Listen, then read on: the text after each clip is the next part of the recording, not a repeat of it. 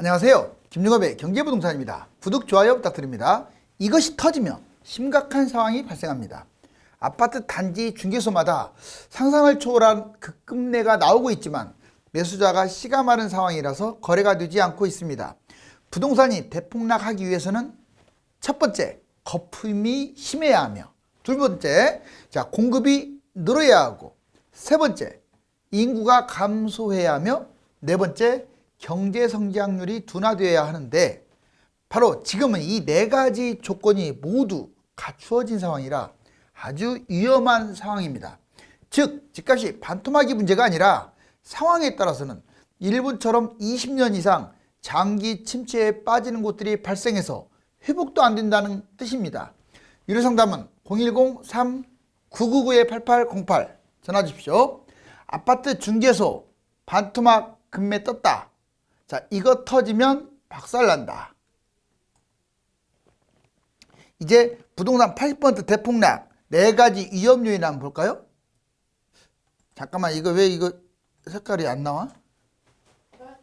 색깔을 안 나오게 해놨잖아.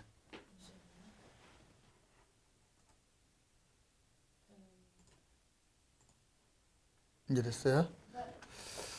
이제 끊어서 하세요. 자, 이제 다시 시작할게요. 처음부터.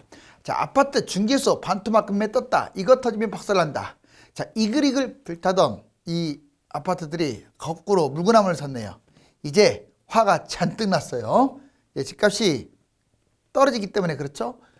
부동산 80% 대폭락, 이거 아주 오늘 중요해요. 핵심 요인. 이 네 가지가 다 갖춰지면 장기 침체됩니다.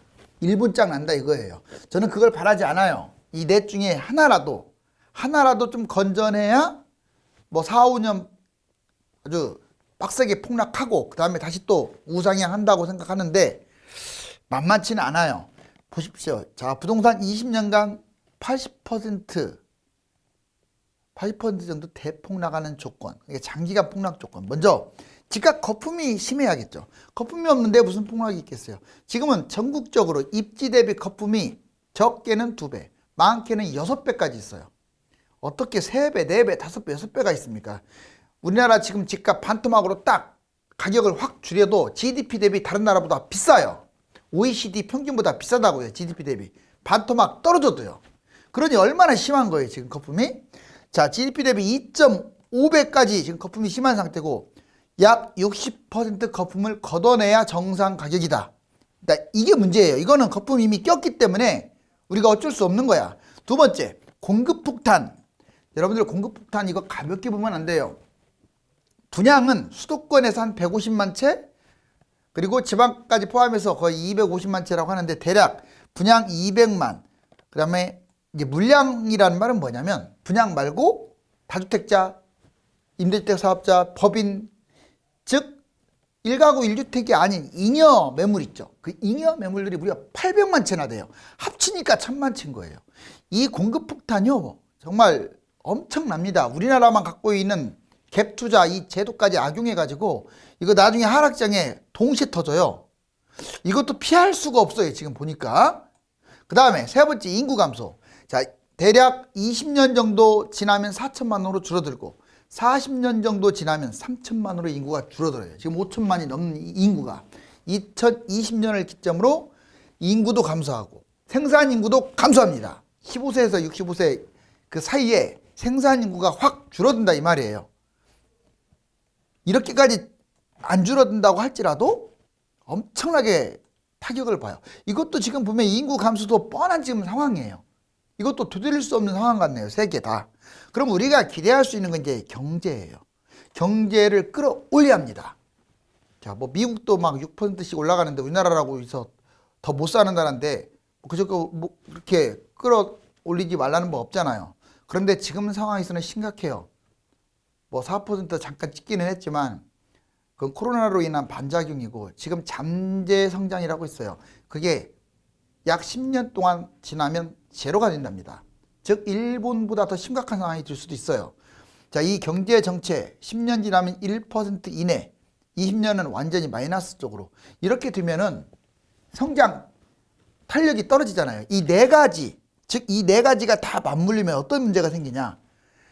집값이 80% 떨어지는 게 문제가 아니라 20년간, 30년간 잃어버린 세월을 가져올 수 있어요.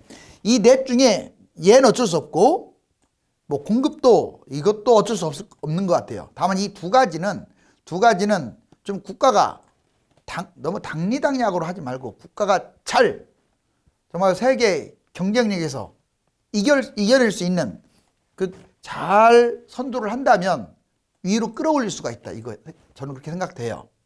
그렇지만 이제 폭등을 했기 때문에 5년 동안 대폭락은 어쩔 수 없이 피할 수는 없지만 일본처럼 20, 30년 장기 폭락을 안 하기 위해서는 이 두 가지를 끌어올려라. 자, 이제 올겨울 집값 하락 본격화. 소비 심리 석 달 만에 반등. 집값 전망은 5개월 만에 하락. 헤럴드 기사인데, 자, 주택 가격 전망 5개월 만에 하락 전환. 지금 일부 지역은 3개월째, 일부는 5개월 만에 하락. 이렇게 지금 각각 달라요. 8월 달은 130, 100 이상이면은 자, 매도자가 유리하고 100 이하면 매수자가 유리하잖아요.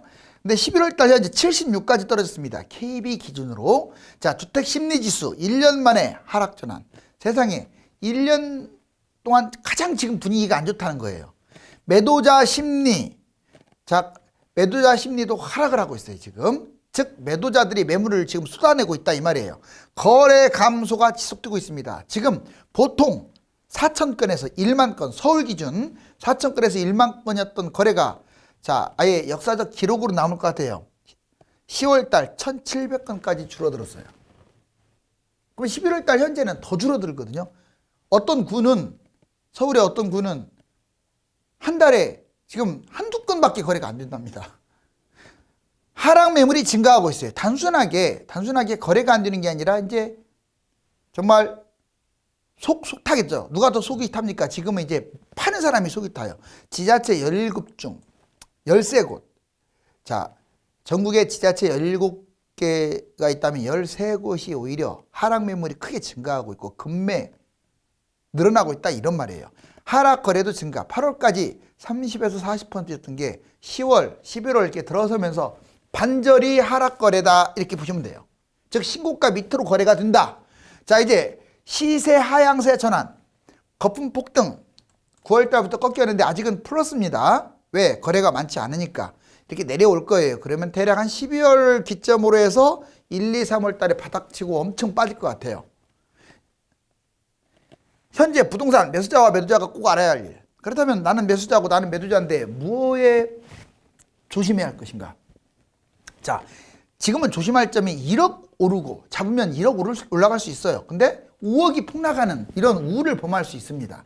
그래서 매수하지 말라는 게 아니라 신중해야 돼요.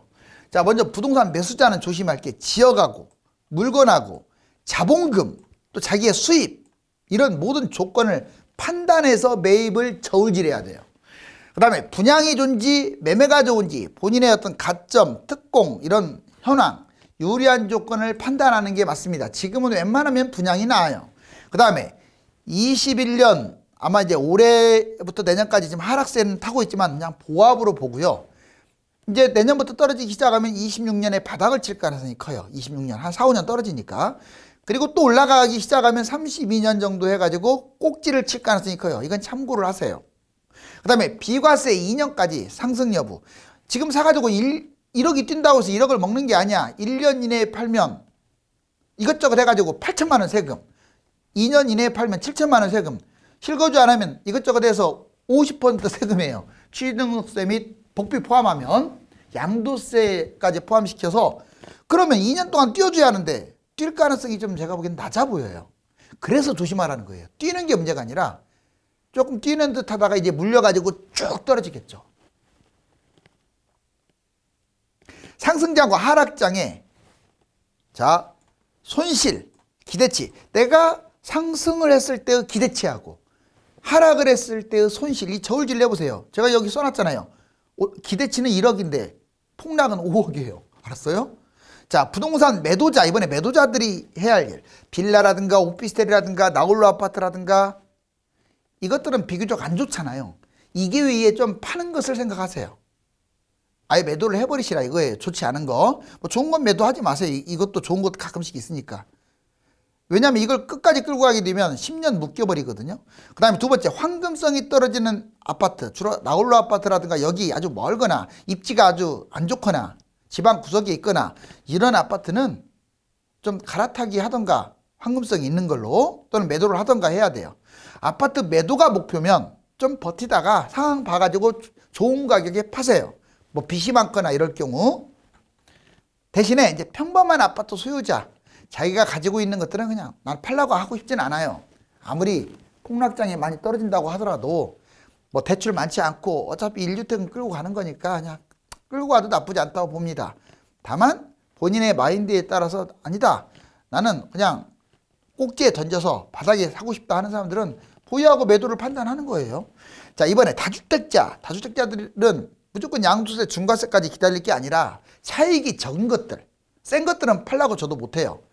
적은 것들 중심으로 매도를 하는 게 좋습니다. 왜? 하락장으로 가게 되면 경매당할 수도 있다고 제가 여러 차례 경고했어요.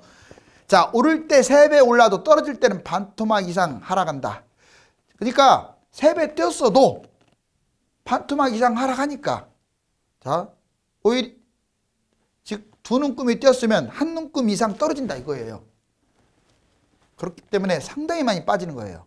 만약 2014년부터 이제 올랐다면 그 시세가 노무현 정부 출범 때인 2017년이나 아니면 폭등하기 전인 2019년 이 시세로 떨어지겠죠, 가격이.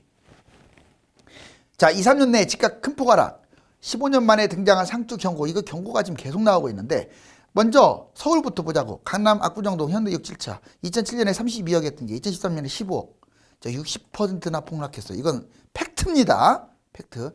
자, 그리고 이것도 팩트예요. 21년에 54억이 가고 있어요. 현재 320억, 20%나 폭등했어요. 자, 그런데 이제 폭락, 예상 폭락은 이 정도, 23억, 60%. 여러분들 단 6개월 빠져도 10에서 20%가 폭락하는데 5년, 4년, 3년 빠지는데 3에서 5년 빠지는데 60% 안 떨어질 것 같아요? 이거 떨어져요.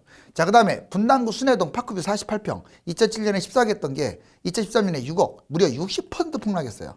자, 2021년에 무려 20억까지 뛰어가지고 지금 320% 폭등한 상태예요. 6억이 20억 됐으니까. 그런데 얘도 마찬가지 9억으로 폭락을 해갖고 60% 폭락. 그 다음에 부산 수영구 삼익비치 48평 2010년에 10억, 2019년에 7억, 30% 폭락. 왜 상대적으로 덜 떨어지냐면 생각보다는 이제 부산에서 제일 좋은 아파트잖아요. 별로 이렇게 안 올랐기 때문에 덜 떨어진 거예요. 그런데 이번에는 달라요. 이번에는 지금 7억짜리가 22억으로 올라왔어요. 320%나 폭등했기 때문에 하나같이 320%네요. 약속이 난 듯이. 자, 그래서 2026년에는 10억까지 폭락할 수 있습니다. 이건 60% 폭락한다. 자, 대구 수성구 범어동 주사리보더 제니스, 이거 보면은 49평이 8억, 이게 6억이 됐어요. 23%. 이게 2010년에 생각보다 이렇게 많이 안 뛴 거예요, 바닥에서. 그렇기 때문에 23% 떨어졌고, 그런데 얘가 지금 너무 뛰었네, 25까지. 그래서 320% 폭등하는 바람에 얘는 볼 것도 없이 자 60% 폭락입니다. 그러면 누가 제일 안 좋냐? 밑에서부터 안 좋은 거예요. 왜냐? 지방은 회복이 안 될 수도 있어요. 자, 이제 집값 폭락 상황별 문제점. 그러면 집값 폭락한다 자꾸 그러는데 그것만 알 게 아니라 좀 구체적인 사례도 보자고요. 자, 잠 못 드는 연끌족, 거래절벽의 호가가 뚝 떨어졌다. 자, 집값 폭락의 문제점이 좀 심각한데, 먼저 50% 대폭락은 기본이라고 했잖아요. 과거 사례를 보면 많이 떨어진 것들, 97년, 2003년, 2014년 세 차례에 걸쳐서 대폭락을 가져왔습니다. 그 앞에는 91년이에요. 자, 세 번 평균 50% 정도 떨어졌기 때문에 이 말씀을 드리는 거예요. 자, 그 다음에 전국 모든 평형 폭등한 아파트, 이게 반토막 날 것이다. 안 뛴 것은 얘가 여기서 이만큼 뛰었는데 이렇게 떨어질 리는 없어요. 알았어요? 얘가 여기서 이만큼 뛰었다면 한 이 정도로 떨어진다고 보시면 돼요. 그 오른 것만큼 싹 떨어진 건 아니고. 자, 예를 들자면 버블 세븐 50% 이상 폭락을 했어요. 이번에 단기 급락 보자고요. 하락장 초기 단기 폭락에서 타이밍을 이제 놓치는데, 뭔 말이냐? 만약 올해부터 빠진다, 올 겨울부터 빠진다 그러면 올 겨울 내년까지 1년 동안 빠지는 거잖아요. 이걸 단기 폭락. 또는 내년부터 빠진다. 그러면 2022년 말부터 2023년 한 6개월이나 1년 빠지는 걸 단기 폭락이라고 해요. 하락장 초기 단기 폭락의 타이밍을 놓친다.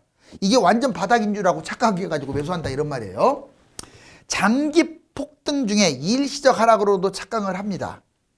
자, 2020년 예를 들어서 작년에 2020년 강남이 25억짜리가 17억까지 떨어진 적이 있어요. 거의 막 7억 이렇게 떨어졌죠. 8억 이렇게. 적게는 5억, 20억 넘어가는 것들. 그런데 원래는 이제 정부가 집값을 잡았다면 대세 하락이었겠죠. 근데 집값을 안 잡았기 때문에 결국은 다시 또 단기 급락해가지고 또 올라간 거예요. 자, 이제 문제는 팔리지 않을 수가 있다. 6개월 이상 하락하면 대략 2에서 5년 안 팔릴 가능성이 커요. 정부가 억지로 띄우지만 않으면, 분명히 제가 조건을 달았어요. 억지로 띄우지만 않으면을 제가 3번 했습니다. 억지로 띄우지만 않으면 6개월 떨어지시면 심리가 완전히 죽어버렸기 때문에 2에서 5년 대세 하락으로 가는 게 맞아요. 근데 억지로 띄우면 살아납니다. 자, 하락 지속하고 급매, 분양 50% 미분양, 이때 아주 심각했어요.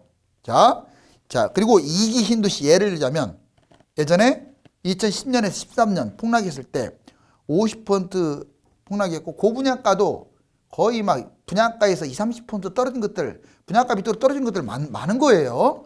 3기 신도시, 그때는 2기 신도시네요. 2기 신도시도 약 30% 정도가 미분양이 날 정도로 심각했죠. 자, 이제 가격도 회복 못할 수도 있다. 왜? 아까 제가 4가지 처음에 제시했잖아요. 물량 과잉, 인구 감소, 상투 시세, 특히 지방이라든가 수도권 외곽 같은 곳 또는 고분양가 이런 것들이 가격 회복 못할 수도 있습니다. 여기 써 있잖아요. 외곽, 나홀로, 비아파트, 상승 5년차. 실질적으로 가격 회복 안 하다가 2014년부터 뛰었는데 14, 15, 16, 17, 18, 19, 20년 무려 7년 동안도 움직이지도 않았어요. 경기도가. 경기도 대부분 그래요. 서울도 외곽 지역은 조금밖에 안 뛰었어요. 그러다가 20년, 21년에 다 뛴 거야. 만약 문재인 정부가 19년에 집값 잡았으면 경기도하고 지방은 지금 망했어요. 그런데 안 잡는 바람에 폭등해가지고 지금 뭐 다 뛰나 보다 이렇게 착각을 하는 거죠. 그런데 다음에 똑같은 대통령이 나와줘야 돼. 집값 폭락하고 또 집도 안 잡아줘야 돼.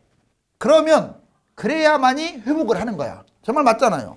지금 상승 5년 차인데도 겨우 회복했어요. 이거 심각한 거예요. 예를 들어 경기도 2020년 회복. 만약에 집값을 확실하게 잡는 대통령이 됐다면 이건 망하는 거예요. 그래서 입지 안 좋은 곳들 자꾸 신고가 찍는다고 우상향이라고 착각하지 마세요. 물량이 남아도는데 무슨 우상향이에요. 무주택자도 기회는 옵니다. 예를 들어 4억짜리 매입을 했어. 2017년에. 자, 이 사람 A라는 사람 4억짜리 매입해가지고 자 2021년 현재 8억이네요. 2017년에 잡았으니까. 물론 13년에 잡은 사람은 한 2억 3억 됐을 거예요. 아무튼 문재인 정부 들어와서 더블 떴으니 얼마나 좋겠어요. 근데 얘 결국 이렇게 갈 거예요. 2025년에 또는 26년에 4억으로 떨어질 가능성이 높아요. 이때 갈아타기도 생각을 하세요. 가만히 있지 말고. 왜? 내 거보다 더 많이 떨어진 것으로 갈아타면 더 먹을 수 있어요. 자, 어찌됐거나 얘를 끌고 갔을 때 그냥 8억이 끝나는 게 아니라 8억이 4억 됐다가 12억으로 올라갑니다. 대략 연도는 2030년으로 예상이 돼요. 다음 꼭지장이죠. 결과적으로 8억의 어떤 차익이 생겼네요. 4억이 잡았는데. 자, B. 지금 잡는 사람들 잘 알아둬요. 21년에 폭등할 때 잡았어. 8억이 잡았어. 그럼 이 사람은 4억으로 떨어진 아주 정말 슬픈 현실이 돼요. 물론 이때도 갈아탈 수 있습니다. 더 많이 떨어진 걸로. 내 돈만 탕진 안 했다면. 결국 얘도 12억으로 가요. 근데 이 사람도 결국은 4억을 얻어요. 물론 이제 이것저것 빼고 마음고생 신나게 했죠. 왜? 8억에서 4억 떨어졌을 때 얼마나 마음고생했겠어요. 근데 우상향 하니까 12억으로 한 거야. 근데 이거는 서울 이야기야. 경기도 좋거나 경기도 위치가 나쁘거나 지방은 꼭 다 이렇게 올라간다는 보장이 없어요. 아까 제가 대통령 얘기도 했잖아요. C 2025년 자 4억 폭락했고 지금 그래서 안 잡았으니까 4억이고 이 사람이 이제 바닥장 떨어질 때 잡았어. 자 대충 2025, 6년에 잡았어. 그러면 이 사람은 이 사람 부러워할 거 없어요. 오히려 더 잡아가지고 짧은 기간 안에 12억이 됐으니까 8억 차익. 오히려 A라는 사람보다 마음고생했던 C가 더 버네요. 뭔 말인지 알겠죠? B가 되지 말라고요. B가. 부동산 폭락할 곳과 위험한 대상, 폭락장. 만약 하락할 곳은 전에도 얘기했지만 강남 한강변 비싼 곳이 많이 떨어져요. 서울 비싼 아파트, 1, 2기 신도시 많이 떨어집니다. 경기도의 비싼 아파트, 광역시 비싼 아파트, 고분양가 마이너스 프리미엄으로 급추락할 거고 3기 신도시도 일부 지역은 미분양이 속출할 것이다. 하락 위험 대상자, 가장 위험한 사람이 누구냐? 하락장애, 다주택자, 임대주택 사업자. 왜? 집이 많으니까 위험한 거야. 영끌로 매입한 사람들, 비싼 아파트를 전세 끼고 갭 투자한 사람들, 비싼 아파트 고분양가를 매입한 사람들, 지방에 고가 아파트를 잡는 사람은 아주 심각하고요. 자본금 수입이 부족한데 억지로 잡은 사람들. 그러면 폭락장애 차라리 매입을 하세요. 무주택자들은 가만히 있으면 안 돼요. 무조건 매입해야 돼요. 많이 떨어진 걸로. 1주택자는 갈아타기 하세요. 가만히 있지 말고. 그리고 분양권, 미분양 중에 하나 더 매입해도 돼요. 그리고 일시적 2주택도 활용하세요. 폭락장애는 올라갈 일밖에 없잖아요. 그리고 대출 전세도 활용하세요. 이때는 실거주 다 폐지되고 대출도 많이 해줄 거예요. 그리고 입지, 시점, 상품 다 봐가면서. 한국경제 퍼펙트 스톰이라고 제가 얘기해줬죠. 자, 우리나라만이 아니라 전 세계적으로 지금 모든 악재가 한꺼번에 쏟아지는 게 퍼펙트 스톰이에요. 한국경제 정권말 퍼펙트 스톰. 실질적으로 최근에 지금 여러 가지 안 좋은 그런 것들이 지금 모이고 있잖아요. 또 스태그플레이션. 경기는 엉망진창인데 물가만 올라가는 걸 말해요. 자, 이건 세계적인 현상이라고 했어요. 물가, 유가 급등, 부동산 거품 심각하고 가계대출이 이제 안 되고 또 가계대출이 너무 많아요. 지금 미금리 인상 이렇게 됨으로써 또 경기는 안 좋고 부동산 붕괴 복합 불황이 터질 가능성이 높다. 대내 금융위기 이거에 대해서 여러분들이 대비를 해야 합니다. 스태그플레이션, 자 코로나, 경기 불황, 인플레이션, 정부, 물가, 퍼펙트 스토머니까 여러분들 안 좋은 것들이 다 모이는 거고 스태그플레이션은 경기는 나빠지는데 물가만 올라간다. 자, 이렇게 보시면 돼요. 자, 코로나, 경기 불황, 인플레이션, 정부 물가 집가 상승, 소극적 대처, 대선 전환 이런 여러 가지 지금 아주 복잡한 상황이죠. 자, 금리 인상될 것이고 아마 물가 이제 억제하고 집값 잡기가 들어갈 텐데 이거에 여러분들이 이 문제 해결에 대해서 잘 따라가 줘야 돼요. 가계 신용도 위험합니다. 신용 위험 지수 사상 최고. 가계 대출도 지금 많아요. 대출, 부동산 유입 차단, 집값 잡기. 자, 이제 서울 도심 집값 세계 2위 이제 그래프 자료를 보자고요. 여기 딱 보세요. 사우스 코리아라고 나왔죠. 서울. 자, 여기 보시면 164 2007년에 근데 지금은 184까지 이렇게 많이 뛴 거예요. 세계 지금 2위. 그 다음에 공급폭탄 200만 가구. 이거 127만 가구라고 써있죠. 수도권 서울 포함해가지고. 자, 추가 신도시예요. 이게 합쳐가지고 총 40군데가 넘네. 번호 찍힌 거 보세요. 자, 여기 30군데다가 여기 또 나왔잖아요. 그래서 수도권에 150만 가구나 지금 공급폭탄이다. 그럼 물량폭탄은 다주택자 지금 600만이라고 했는데 이거 지금 사람 숫자만 210만. 이 사람들이 평균 세 채 갖고 있기 때문에 600만이에요. 여기에는 임대주택 사업자가 들어가요. 임대주택 사업자만 뺀다면 160만이 되겠죠. 자, 600만 플러스 법인 기타 200만입니다. 개인이 여기 보시면 개인과 법인으로 구분이 되어 있는데 개인 소유가 자, 여기 보시면 개인 소유가 이쪽이고 그 밑에가 이제 법인이죠. 이거 빼면 법인이 나오잖아요. 대략 200만 정도 된다. 1800에서 200만. 자, 그러면 한국 인구 감소 세계 1위. 여기 보시면 이게 주황색이 우리나라야. 이게 55년이었고 2020년이 어디냐? 여기에요. 자, 보세요. 현재 여기입니다. 그런데 지금 어떻게 돼요? 제일 밑으로 빠졌어요. 지금 웬만한 선진국들 다 제꼈어요. 왜? 저출산 때문에 이런 일이 벌어지는 거예요. 이러니 인구가 4천만 되고 3천만 되는 거죠. 자, 그리고 여기 보면은 경제 성장률을 보세요.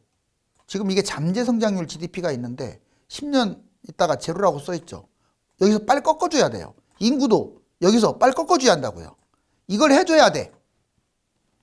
자, 이제 계속 추락을 하는데 어떤 일이 벌어질지 우리 모두 한번 잘 신경을 좀 썼으면 좋겠어요. 9월 부동산 불장애 꼭지 시세를 찍은 것에 비하면 지금 하락거래는 아주 빠른 속도입니다. 지금 흐름이라면 겨울철에는 지역별로 10에서 20% 이상 저렴한 금매가 얼마든지 나올 수 있으니까 실수요자 중심으로 대기를 하는 것도 좋습니다. 감사합니다.